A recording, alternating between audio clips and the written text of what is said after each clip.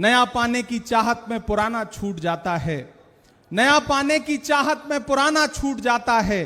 तुझे अपनाऊं तो मुझसे जमाना रूठ जाता है। मोहब्बत पढ़ने लिखने में बहुत आसान है, लेकिन मोहब्बत को निभाने में पसीना छूट जाता है।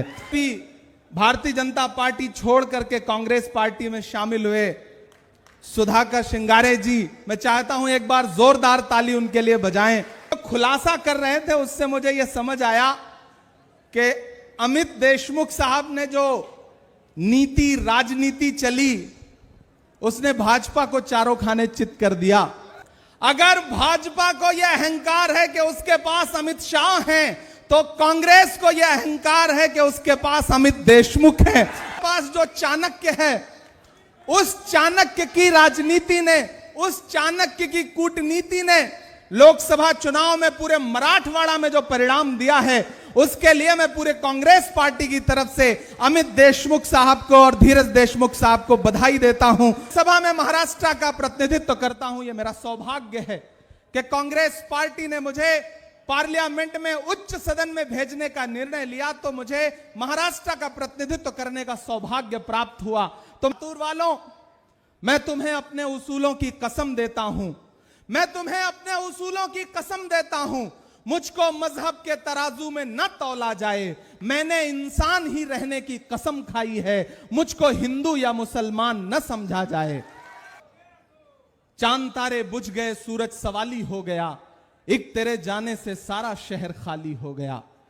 आप हैं तो हम हैं, आप हैं तो हमारा वजूद है।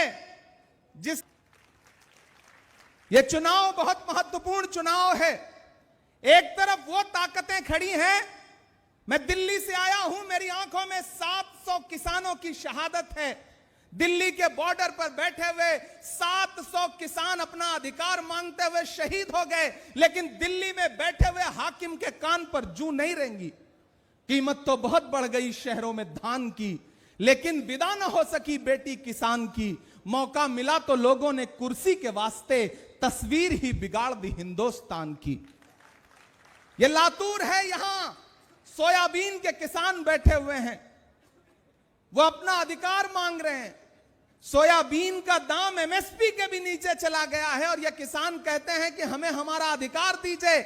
जब यहां मौजूद सरकार से आप अपना अधिकार मांगते हैं तो कहते हैं कि दिल्ली से मांगिए, दिल्ली वालों के सामने मांगिए तो वो टाल मटोल करते हैं। यह सरकार न किसानों की है, न नौजवानों की है, न महिलाओं की है, न बुजुर्गों की है।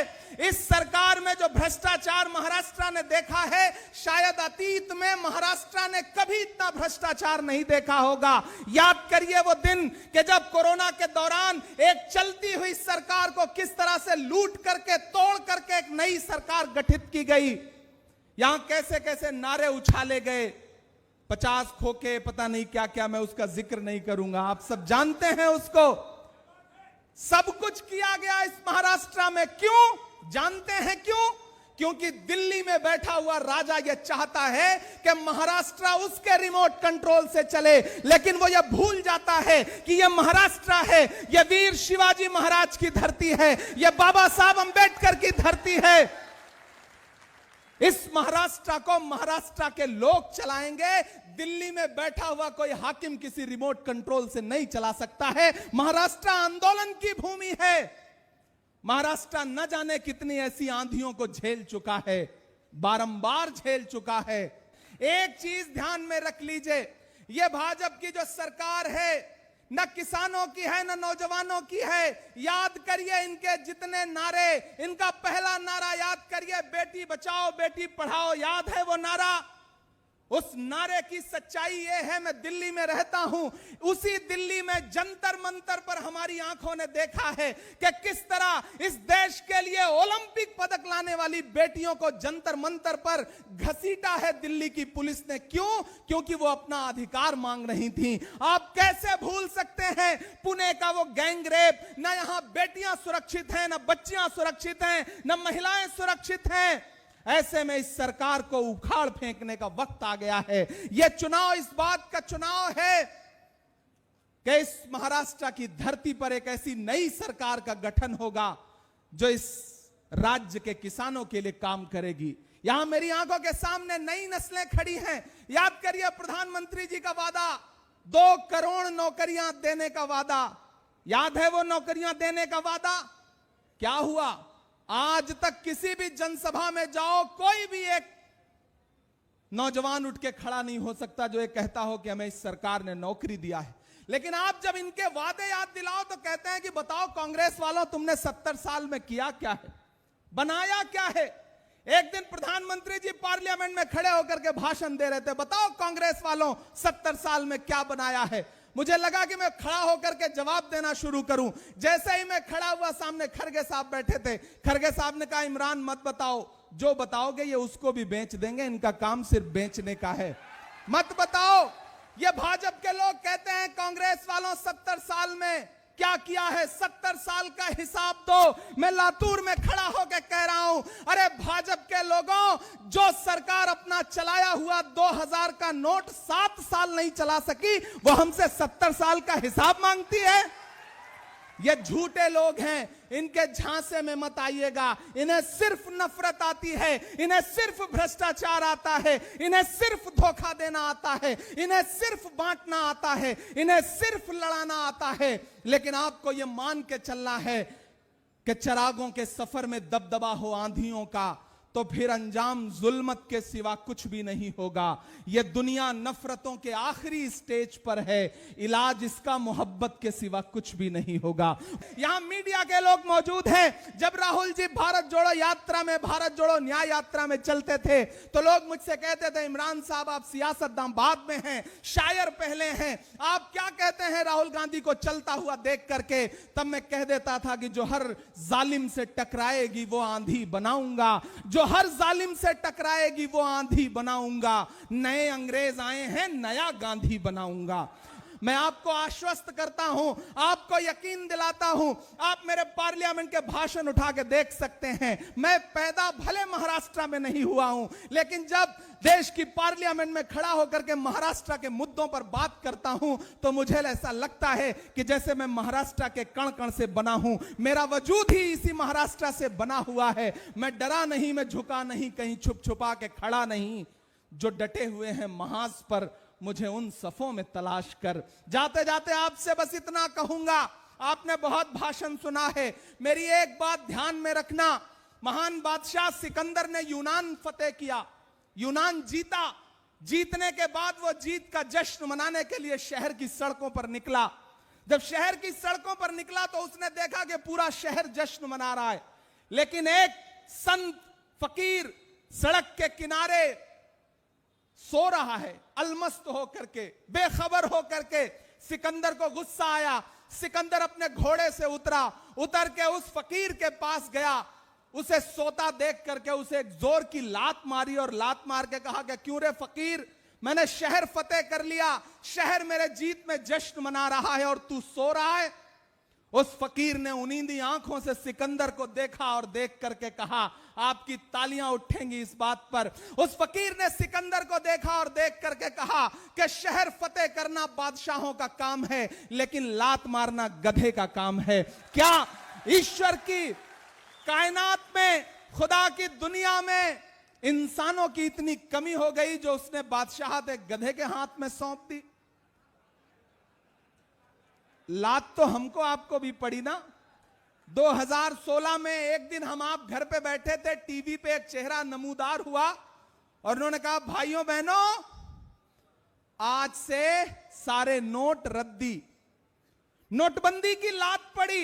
यहां माएं बहनें बैठी हैं, आपने अपने पल्लू में बांध करके, आपने रसोई में चावल के डिब्बे में, आटे के डिब्बे में पति से, परिवार से छुपा करके जो पैसे रखे थे कि परिवार की मुश्किलों में काम आएंगे, उस पैसे को भी निकाल करके यह कहा कि इसे बैंक में जमा करो ताकि अपने उद्योगपति दोस्तों का कर्जा माफ करे।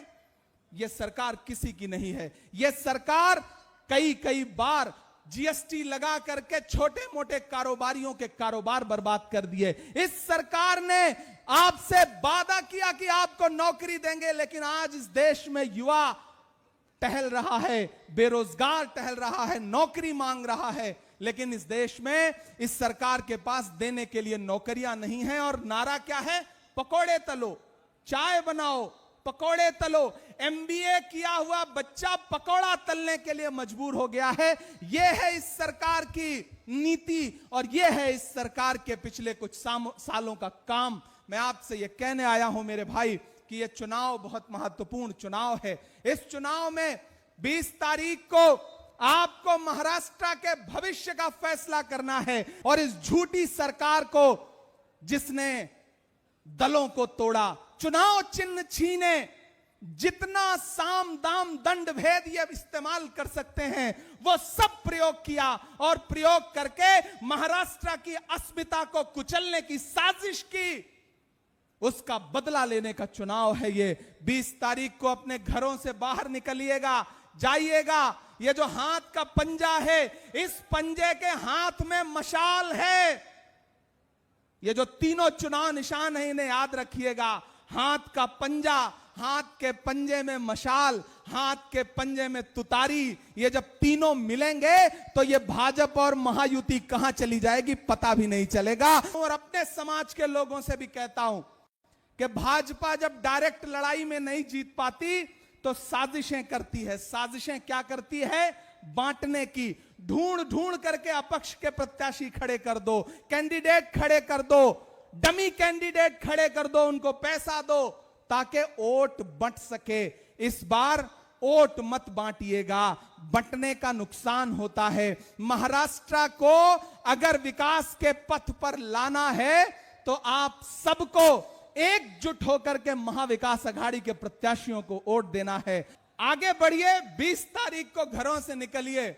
और ये भाजपा के लोग जिन्हें लगता है कि वो साजिशें करके कुछ कर लेंगे, मैं यहां खड़ा होकर कह रहा हूं कि मैं आपका खासदार हूं। मेरा आपसे वादा है कि अमित भाई, धीरज भाई, अभय भाई यहां असेंबली में खड़े होकर के आपके लिए आवाज उठाएंगे। 3 चुनिए, एक साथ में फ्री मिल रहा है। संगम हो रहा है राजनीतिक लोगों का, इसे और बड़ा बनाइए। यहां से जो सदाएं उठेंगी वो पूरे महाराष्ट्र की हवा का रुख तय करेंगी। जिन्हें यह लगता है कि वो यहां साजिश करेंगे और थोड़ा बहुत बंटवारा कर लेंगे, मैं के दायरे में सिमट के आएगा, दायरे में सिमट के आएगा, दायरे में सिमट के आएगा, हर रवायत से हट के आएगा। आंधियों को जरा खबर कर दो, यहां से वहां तक अगली पंक्ति पे एक एक हाथ हवा में उठना चाहिए कि आंधियों को जरा खबर कर दो, शेर वापस पलट के आएगा, शेर वापस पलट के आएगा। बहुत बहुत धन्यवाद आप सारे लोगों का। पुनः आपसे मिलने के लिए आऊंगा। बहुत शुक्रिया।